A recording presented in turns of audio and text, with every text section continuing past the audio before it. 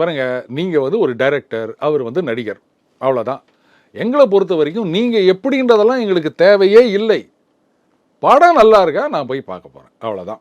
பாருங்க, சொல்லப்போனா நான் வந்து ஒரு தீவிர கமல் ரசிகர். அது சினிமாவில் மட்டும்தான். அதுக்காக வெளில வந்தால் நான் அவங்கள வந்து தூக்கி வச்சு கொண்டாடுவேன் அப்படின்லாம் நினைக்காதீங்க. அது எனக்கு தேவையும் இல்லை. சினிமாவில் நீங்கள் என்ன நடிக்கிறீங்க அதுதான். அதுவும் வந்து கமல் ரசிகர் அப்படின்றதுக்காக அவர் நடித்த எல்லா படத்தையும் வந்து ஆஹா ஓஹன்னு சொல்லணும்னு அவசியம் கிடையாது.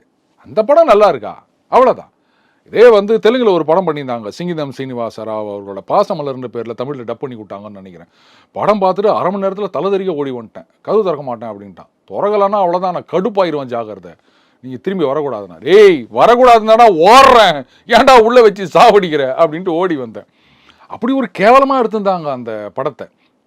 அதில் வந்து அந்த வள்ளி படத்தில் நடிச்சிருந்தாங்கல்ல ஹீரோயின், அவங்க நடிச்சிருந்தாங்க. இவர் வந்து ஏதோ தலையில் இப்படி வந்து ஒரு மாதிரி அந்த மீனவர்கள் போடுகின்ற குள்ளாய், அது இந்த காலத்தில் யாரும் போடுறது கிடையாதுங்க, அந்த ஓலையில் ஒரு தொப்பி மாதிரி, அதெல்லாம் போட்டுக்கின்னு பாட்டு கேவலம், படம் கேவலம், அது என்னதான் எடுத்தாங்கன்னு எனக்கு தெரியல.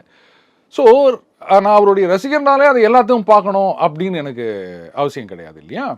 அந்த மாதிரி தான் படம் நல்லா இருக்கணும், அவ்வளோதாங்க. இதுதாங்க எனக்கு தேவை. இதில் வந்து மன்னிப்பு கேட்டேன், சரி விடுங்க, அதுக்காகலாம் நாங்கள் வந்து ஓடிடிலாம் பார்க்க முடியாது. மன்னிப்பு கேட்டாலும் கேட்காட்டாலும் அது குப்பை தான்.